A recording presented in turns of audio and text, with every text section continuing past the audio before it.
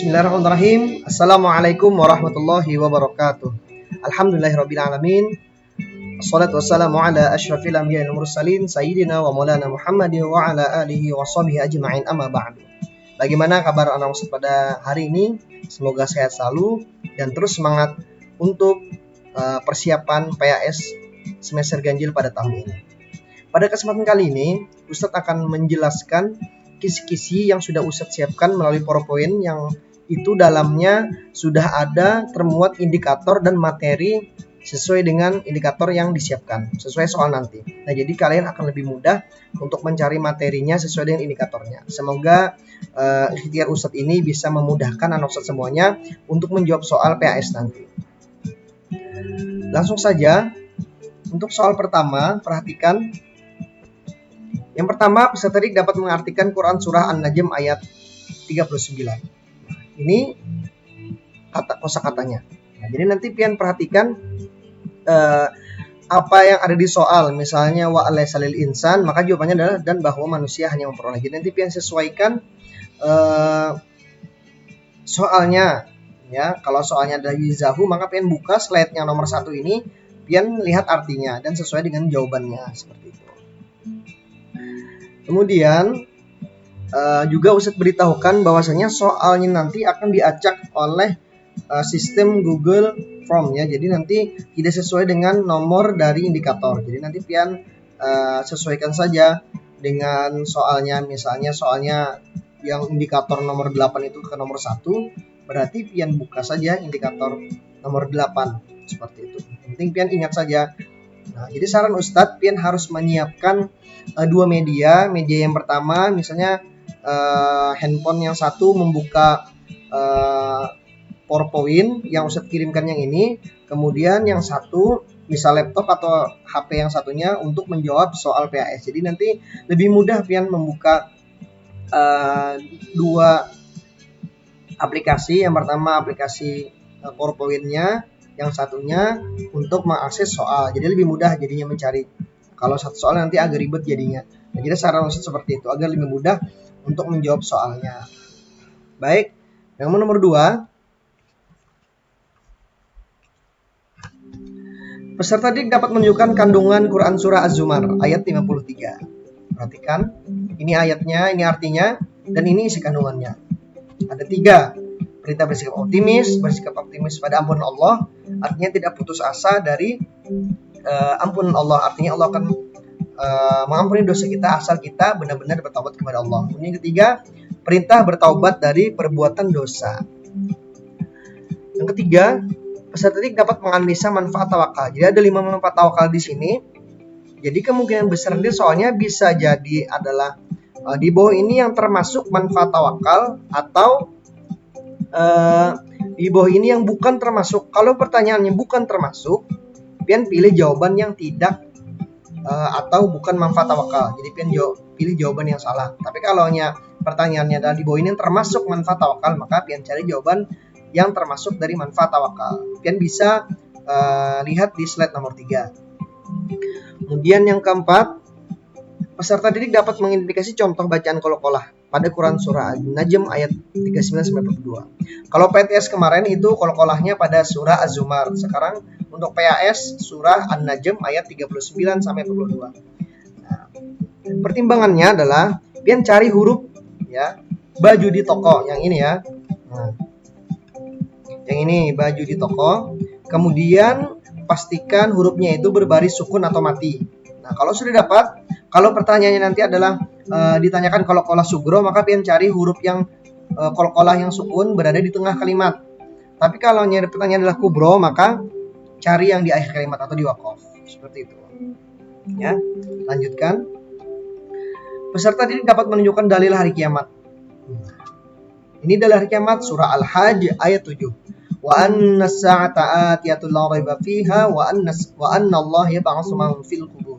Dan sungguhnya hari kiamat itu pastilah datang, tak ada keraguan padanya, dan bahwasanya Allah membangkitkan semua orang yang di dalam kubur. Nah, jadi ini dalil tentang bahwasanya hari kiamat itu pasti ada, pasti datang. Tuh. Kalaunya ayat-ayat lain yang menunjukkan adanya kiamat itu banyak, misalnya kayak Al-Zalzalah, Kemudian at-takwir, al-infitor itu salah satu contoh akan adanya kiamat juga, tapi tidak spesifik. Kalau ayat al-Hajj ini redaksinya menjelaskan bahwasanya akan datang hari kiamat. Tapi kalau yang Ustaz sebutkan tadi itu lebih kepada peristiwa hari kiamat. Nah, jadi nanti jangan sampai terkecoh. Next, peserta didik dapat menganalisa proses terjadinya hari kiamat. Proses terjadinya hari kiamat, yang pertama ini yang ayat yang Ustaz sebutkan tadi. Yang pertama, at-takwir ayat 1-2, bahwasanya matahari akan digulungkan dan apabila bintang-bintang berjatuhan. Jadi nanti akan meteor, akan guguran, matahari digulung.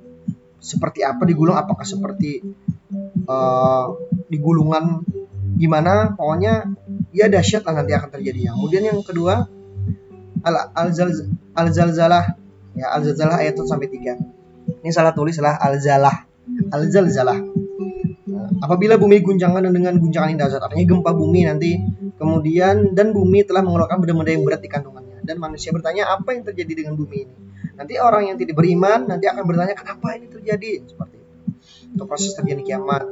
Kemudian Al-Infitor ayat 3-4, dan apabila lautan dijadikan meluap dan apabila kuburan dibongkar, hancuran nanti. Ya. Nah, setelah itu Al-Qari'ah ayat 1-4, hari kiamat. Apa hari kiamat itu? Dan tahukah kamu apakah hari kiamat itu? Pada hari kiamat itu manusia seperti anak-anak yang bertebaran. Jadi satu kemari, ya manusia ada yang kesana kesini, ada yang berterbangan kena angin dan lain-lain, ada yang melacung ke sana kemari. Nah itu seperti aneh-aneh, ya gambarannya. Kemudian yang terakhir Al-Zalzalah ayat 5. Wa takunul jibalu ka'ahnil manfush, dan gunung-gunung seperti akan berterbangan bagai kapas. Bayangkan kan gunung yang besar itu berterbangan, nah situ kemari, ya. Apalagi manusia yang seringan ini daripada gunung, artinya kan wajar saja Allah menggambarkan seperti aneh-aneh. Ya. Nah itu tadi proses peristiwa kiamat, ya. Hancurnya seluruh alam semesta. Yang selanjutnya disajikan ilustrasi peserta didik dapat menentukan sikap sebagai orang yang beriman kepada hari kiamat terhadap musibah yang dialaminya. Jadi soalnya itu menyajikan ilustrasi. Jadi bagaimana menyikapi ketika kita mendapat musibah atau kita tertimpa musibah atau orang lain tertimpa musibah. Nah, kata kuncinya adalah jika kita mendapat musibah atau melihat musibah menimpa orang lain, maka kita siogianya bermuhasabah diri atau mengintrospeksi diri. Apa saja amalanku yang sudah aku lakukan? Apa saja dosaku yang sudah aku lakukan? Apakah aku sudah bertobat? Nah itu salah satu contoh muhasabah diri. Jadi itu cara menyikapinya apabila orang beriman dengan hari kiamat. Dan nomor 8, disajikan pernyataan peserta dapat menganalisis proses kehidupan yang dialami manusia setelah peristiwa kiamat.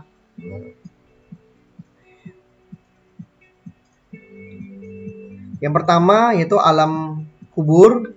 Kemudian setelah alam kubur manusia menunggu lama, ya. Walaupun lama itu versi dunia, tapi kalau versi di dalam kubur itu lebih.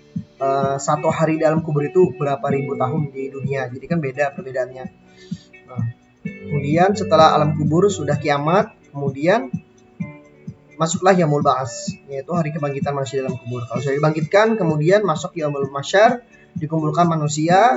Setelah itu yaumul hisab, amalnya dihitung, kemudian yaumul mizan, amalnya ditimbang. Setelah itu maka manusia akan tahu bagaimana tempatnya, apakah di surga atau di neraka. Kemudian nomor 9, peserta didik dapat mengartikan Quran surah Al-Ahzab ayat 70. Ini yang kemarin yang dihafal, ya. Ini yang kemarin dihafal. Kalau sampai itu salah menjawabnya sungguh terlalu. Nah ini ayatnya. Ya ayyuhalladzina amanu taqullaha wa qulu qawlan sadida. Nah ini bisa jadi nanti yang keluar dari surah adalah ya ayyuhalladzina amanu atau ittaqullah atau waqulu atau qawlan sadida. Tinggal pian sesuaikan saja lagi. Kalau ketemu dengan soal yang ini, maka pian buka indikator nomor 9. Itu ya. Nomor 10, peserta tidak menjelaskan ciri-ciri orang munafik. Nah, ada 3. Apabila ia berkata berdusta, dia berjanji mengingkari, apabila diberi amanah dia berkhianat. Tapi jangan sampai tertukar. Apabila dia berkata dia mengingkari, apabila berjanji dia berdusta, apabila diberi amanah dia mengingkari. Nah, itu hati-hati ya. Harus jeli melihat pilihan soalnya nanti. Nomor 11, peserta didik dapat menjelaskan kandungan Quran surah Al-Imran ayat 77. Ini larangan memperjualbelikan janji Allah. Maksud memperjualbelikan janji Allah itu maksudnya dia tidak menghiraukan apa yang dilarang Allah demi mendapatkan sesuatu di dunia. Misal menjadi saksi palsu, kemudian dia diberi duit. Nah, padahal kada boleh kan menjadi saksi palsu, tapi dia tetap melakukan itu demi mendapatkan duit. Nah, seperti itu. Kemudian perintah menepati janji. Kemudian orang yang memperjualbelikan janji Allah maka tidak akan mendapat pahala di akhirat.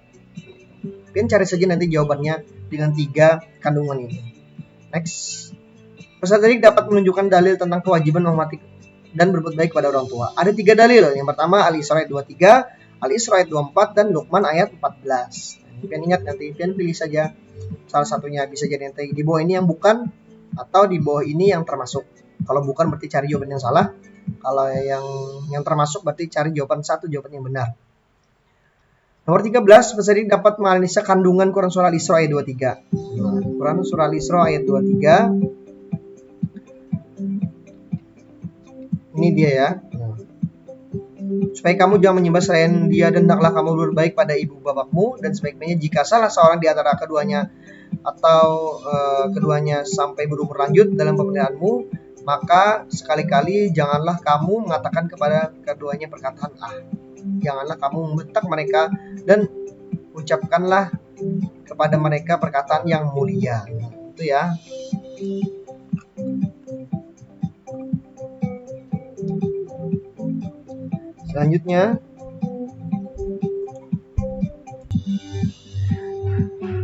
Selanjutnya, Ustadz ada ralat sedikit ya di sini ya, di PowerPoint-nya. Untuk yang ini ya, peserta didik dapat menganalisa kandungan. Yang Ustadz tuliskan ini adalah kandungan surah Luqman ya. Salah, coba Ustadz korek, Ustadz betulkan dulu. Ini isinya yaitu yang pertama perintah menyembah hanya kepada Allah, dan berbuat baik kepada orang tua. Kemudian yang kedua, larangan mengatakan Kemudian yang ketiga, kita lihat lagi. Yang ketiga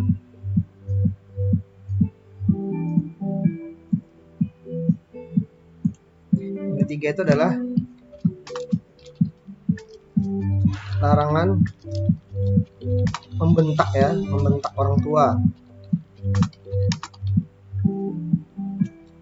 Kemudian yang keempat, perintah memuliakan orang tua. Nah, ini dia. Baik, saya lanjutkan. Jadi ada 4 kandungan dari surah Al-Isra ayat 23. Nah, jadi di ayat pertama itu bahwasanya perintah menyembahnya kepada Allah dan berbuat baik kepada orang tua. Selanjutkan, next. 14, disajikan ilustrasi peserta didik dapat menghitung jumlah doa yang diberikan guru pada siswanya. Jadi ini soal analisis ya. Nah, jadi pian cermati baik-baik berapa kali dia mendoakan gurunya, kemudian berapa hari, berapa kali pada saat apa, nanti pian kalikan. Nah, misalnya setiap sholat kah misalnya, atau setiap pagi atau setiap sore atau setiap sholat di sekolah. Nah, kemudian dilakukan 1 pekan misalnya. Kalau 1 pekan kan kalau sekolah misalnya 5 kali aja, Senin, Selasa, Rabu, Kamis, Jumat, berarti kaliannya 5 saja, bukan kali 7, seperti itu. Karena kan di sekolah, kalau di rumah ya 7 hitungannya kalau untuk 1 pekan. Jadi itu yang harus pian cermati. Selanjutnya 15, disajikan ilustrasi peserta didik dapat menjelaskan pengertian zakat fitrah. Di sini sudah Ustadz tuliskan. Zakat yang wajib dibayarkan setiap muslim yang mampu pada setiap bulan Ramadan sampai sebelum sholat Id dengan makanan pokok seperti beras dan sejenisnya. Jadi nanti pian menganalisis ya ilustrasi yang sudah disediakan, misalnya cerita Pak Ahmad sedang mengeluarkan zakatnya pada bulan Ramadan. Oh, kalau bulan Ramadan ini berarti zakat fitrah nih. Nah, pilih zakat fitrah. Nomor 16, peserta didik dapat menjelaskan besar zakat fitrah yang dikeluarkan. Sini sudah Ustadz tuliskan. Besaran zakatnya itu zakat fitrah setiap jiwanya 1 so atau 2,5 kg atau 3,1 liter. Lanjutkan. Peserta dapat menganalisa syarat-syarat orang yang berzakat mal. Yang pertama, Islam, kemudian merdeka, punya harta atau hartanya itu milik sempurna bukan empun orang. Kemudian sampai 1 nisab. Mohon maaf, ini keliru. Sampai nisabnya, ya bukan sampai 1 nisab, sampai nisabnya yaitu sampai besaran angka sesuai dengan zakat. Misalnya zakat mal emas atau pertanian, berapa angkanya yang wajib dizakati gitu. Sampai berapa sudah hartanya yang wajib dizakati gitu. Kemudian sampai 1 tahun yaitu sampai 1 haul. Yang lainnya balik dan berakal. Jadi ini syarat yang untuk orang yang berzakat. Ini soalnya nanti bisa itu pernyataan 1 Islam, 2 merdeka, 3 apa mana. Dari pernyataan di atas yang menunjukkan syarat orang yang berzakat adalah ditunjukkan oleh nomor berapa? 1, 2, 5, 1, 2, 3 gitu. Bisa jadi di bawah ini yang termasuk syarat zakat mal adalah orang yang berzakat mal adalah A, B, C, D. Bisa seperti itu. Pengertian patokannya dengan pian buka kalau menemukan soal yang ini, pian buka indikator nomor 17. 18 disajikan ilustrasi peserta dapat menentukan sikap yang harus dilakukan untuk zakat pertanian. Nah, jadi nanti ini menentukan sikap sesuai dengan ketentuan zakat pertanian. Misal ada seorang petani, kemudian dia panen, qadarullah hasil panennya itu hanya sedikit, sekitar 100 kg. Nah, jadi sikap Bapak tadi apa? Untuk menyikapi dalam hukum zakat pertanian, apakah dia wajib mengeluarkan zakatnya dengan pendapatan yang tidak sesuai target? Nah, apakah dia tidak berzakat? Nah, jadi kalau sesuai dengan ketentuan zakat pertanian, syaratnya itu adalah nisabnya harus sampai 750 kg padi beras ya, atau 1350 kg padi ya. Nanti kalau Ustaz salah nanti dicek nanti ya. Pokoknya kalau lebih dari itu baru wajib zakat, tapi kalau di bawah itu tidak wajib zakat. Nah, jadi dilihat saja nanti konteks ilustrasinya. Kalau si Din itu di ilustrasi itu mampu saja, si Din mau berinfak tidak masalah. Tapi kalau hasil panennya tadi cukup untuk kebutuhan saja, maka tidak wajib atau tidak harus untuk dikeluarkan zakatnya atau infaknya atau sedekahnya. Karena cukupnya gesan sidin saja. Pian baca nanti ilustrasinya dengan cermat ya. Nomor 19, peserta dapat menganalisa 8 golongan yang berhak menerima zakat. Nah, perhatikan nanti apakah nanti soalnya 1, 2, 3, 4, 5, 6, 7. Nah, di atas yang termasuk golongan yang menerima zakat adalah ditunjukkan oleh nomor gitu. Pian nanti patokannya di indikator nomor 19 ini ya. Fakir, miskin, riqab, gharim, mu'allab, fisabilillah, ibnu sabil dan amil zakat. Di sini lengkap juga pengertiannya. Fakir itu apa sih? Miskin itu apa? Di sini sudah lengkap penjelasannya. Ya. 20. Sajikan ilustrasi sedikit dapat menjelaskan hikmah menunaikan hikmah zakat mal. Insyaallah ini sudah bisa saja menunaikan zakat mal. 21. Peserta dapat menunjukkan firman Allah tentang ibadah haji. Insyaallah kalian ingat ya dengan kai ini. Ini adalah kai siapa? Ini namanya kai Imran ya. Umur Sidin 97 tahun. Jadi apabila ada pertanyaan dalil tentang ibadah haji, berarti dapat surah Ali Imran ayat 97. Ini ya. 22. Peserta dapat mengidentifikasi tata cara pelaksanaan ibadah haji. Terbagi menjadi 3 ya. Kemarin sudah dijelaskan. Yang pertama adalah ifrad, tamatu, dan qiran. Kalau ifrad itu haji dulu baru umroh. Kalau tamatu umroh dulu baru haji. Kalau qiran ini niatnya bersama-sama. Jadi pelaksanaannya ada yang orang itu haji dulunya sudah datang pas musim haji. Pas sudah tuntung musim haji, ini hendak menambah pahala lagi umrohnya, itu namanya haji ifrad. Tapi kalau tamatunya sungsung datang sebelum musim haji, umroh dulunya baru haji. Kalau qiran ini niatnya bersamaan. Lanjut, 23 peserta dapat menjelaskan rukun haji. Nah ini gambar orang pakai baju putih namanya adalah ihram ya. Yang kedua, orang berkumpul di bukit Arafah yaitu wukuf ya. Kemudian yang ketiga tawaf 7 kali, kemudian Safa Marwah ini sa'i ya. Kemudian tahallul, menghalalkan hal yang diharamkan ketika ihram. Itu salah satunya adalah memotong rambut dalam prosesi tahallul. Kemudian yang terakhir adalah tertib atau berurutan. Tidak boleh wukuf dulu baru ihram, tidak boleh, atau tawaf dulu baru wukuf, tidak boleh. Kemudian 24, peserta dapat membedakan ibadah haji dan umrah. Nah, jadi nanti ada perbedaannya dari segi yang pertama dari segi rukun. Kalau haji itu ada wukufnya, kalau umrah tidak ada. Kalau dari waktu pengerjaan, kalau haji itu hanya dilaksanakan di bulan haji setahun sekali. Tapi kalau umrah itu bebas, kapan saja. Kemudian yang ketiga, hukumnya. Kalau haji itu wajib bagi yang mampu. Tapi kalau umrah itu sunnah saja. Kalau inya mampu, maka dia wajib haji dulu, ya. Kalau duitnya cukup bisa umrah, berarti umrah saja dulu. Tapi hukumnya sunnah. 25, disajikan ilustrasi peserta didik dapat menyimpulkan nilai-nilai yang terdapat dalam melaksanakan ibadah haji. Insya Allah kalian sudah tahu saja. Di buku juga lengkap, ya. Kalau di sini sudah Ustaz rangkumkan, menjaga soliditas, mendekatkan diri kepada Allah. Kemudian sebagai bukti keimanan kita dan memperoleh pahala pastinya. Dan juga di sana mengajarkan kita bahwasanya semua suku, semua pekerjaan, jabatan, pangkat itu sama di hadapan Allah Subhanahu wa taala. Nah, ketika melaksanakan ibadah haji. Kemudian 26, peserta didik dapat mengidentifikasi teori-teori masuk Islam di Indonesia. Ini masuk bab terakhir ya tentang perkembangan Islam di Nusantara. Yang pertama ini. Nah, ini pastinya kalian sudah tahu ini adalah orang Arab, ya. Berarti teori Arab atau teori Mekah. Kemudian ini dia kuci-kuci kotahe. Nah, insya Allah sudah tahu semuanya, ini teori India. Kemudian yang ketiga apa ini? Ini gambar Persia ya. Nah, teori Persia berarti. Dan yang terakhir adalah Cina ini, ya. Ini Cina. Insya Allah kalian sudah tahu, nanti kalau ada soal tentang teori-teori langsung buka saja indikator nomor 26. Nanti soalnya bisa jadi di bawah ini yang termasuk, nah, kayak itu tadi, atau di bawah ini yang bukan termasuk teori. Jadi kalian cermati saja nanti soal jawabannya. 27, peserta didik dapat menjelaskan cara menyebarkan Islam di Indonesia. Ada 5 cara penyebaran oleh tokoh pendakwah zaman dulu.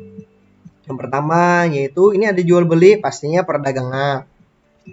Ini ada orang kawin, berarti melalui perkawinan. Nah, orang ulama mengawini gadis-gadis desa di sana atau anak raja yang dinikahi, dan itu biasanya lebih mudah untuk penyebaran agama Islam karena yang dinikahinya adalah anak raja, jadi lebih mudah pendekatnya dengan hal itu. Dan yang ketiga, pendidikan, membangun pondok pesantren, kemudian membangun masjid-masjid, kemudian di sana diadakan dakwah atau pendidikan di sana. Kemudian yang keempat, membaur dengan masyarakat. Nah, jadi ulama-ulama dahulu itu membaur dengan masyarakat dan akhirnya lebih mudah untuk mendakwahkan agama Islam. Kemudian yang selanjutnya adalah melalui seni. Jadi dulu itu ada sebagian masyarakat itu yang suka seni, jadi dimasuki oleh para ulama. Jadi sini ada orang misalnya kayak wayang nih kan, jadi di situ ada cerita tentang Nabi Muhammad, tentang keesaan Allah. Nah, jadi di situ belajar bahwasanya tidak ada Tuhan selain Allah, jadi di sini diselipkan. Lanjut, 28, peserta dapat mengidentifikasi kerajaan pertama di Indonesia. Kerajaan pertama di Indonesia ini ada yang mengatakan Samudra Pasai. Ada juga yang mengatakan Kerajaan Perlak. Ya, Kerajaan Samudra Pasai itu muncul pada 13 Masehi, abad 13. Tapi ada juga yang mengatakan Kerajaan Perlak itu sudah dari awal, yaitu abad ke-9. Dan Kerajaan Perlak ini juga bergabung dengan Samudra Pasai di Aceh. Jadi ada juga mengatakan Samudra Pasai. Tapi yang pilih saja jawabannya, kalau ada Samudra Pasai, berarti pilih Samudra Pasai saja. Tapi kalau ada keduanya, Kerajaan Perlak atau Kerajaan Samudra Pasai, pilih Kerajaan Perlak gitu. 29, peserta didik dapat menjelaskan Islam pertama di Kalimantan Selatan. Nah, ini cerita nih harus diketahui juga karena pian orang Banjar, dia harus tahu kisahnya. Kerajaan Banjar itu awalnya berpusat di Kuin Utara. Nah, atau kita sebut dengan Banjarmasin. Kemudian diserang oleh Belanda, dihancurkan, dan akhirnya berpusat lagi di tempat kedua, yaitu di Martapura. Wilayah kerajaan Banjar itu meliputi hampir seluruh wilayah di Pulau Kalimantan. Yang terkenal itu adalah di Martapura itu Syekh Muhammad Arsyad Al-Banjari yang menjadi pejuang Islam pada waktu zaman Belanda. Seperti itu. Terakhir, nomor 30, Peserta didik dapat mengidentifikasi kerajaan Islam di Jawa. Ini yang Ustaz ketahui ada 5 ya kerajaan yang di Jawa. Ada Demak, Pajang, Mataram, Cirebon, dan Banten. Nah, jadi nanti pian pilih saja nanti apakah soalnya nanti di bawah ini yang termasuk, atau nanti soalnya ada pernyataan, atau di bawah ini yang bukan. Nah, jadi pian fokusnya ke indikator nomor 30, nanti pian samakan jawabannya dengan slide ini. Nah, jadi betapa pentingnya tadi yang Ustadz sarankan tadi, ada 2 media. Ada media yang pertama ada membuka slide yang Ustadz berikan ini, kemudian yang satunya untuk mengakses soal. Jadi lebih mudah buka ini ada satu handphone gitu. Kalau yang di laptop bisa lebih mudah, laptopnya membuka materi kan lebih besar tuh, lebih enak. Dan satu handphonenya untuk mengakses soal. Tapi hati-hati kalau nyiapin membuka soal di Chrome bisa terreload, maka akan terulang nanti semua jawabannya, jadi hati-hati. Baik, demikian yang dapat Ustadz sampaikan. Mohon maaf atas kekurangannya. Ustadz doakan semoga anak Ustadz semuanya bisa dimudahkan untuk menjawab soal PAS-nya. Nanti jika tidak dimengerti untuk menjelaskan Ustadz melalui video ini, bisa langsung chat aja Ustadz, insya Allah akan Ustadz jelaskan langsung, insya Allah. Semoga ini bisa membantu pian untuk menjawab soalnya nanti, dan harapannya semoga nanti diberikan hasil yang terbaik 100. Amin ya rabbal alamin. Demikian dari Ustadz, mohon maaf atas kekurangannya. Ustadz akhiri, assalamualaikum warahmatullahi wabarakatuh.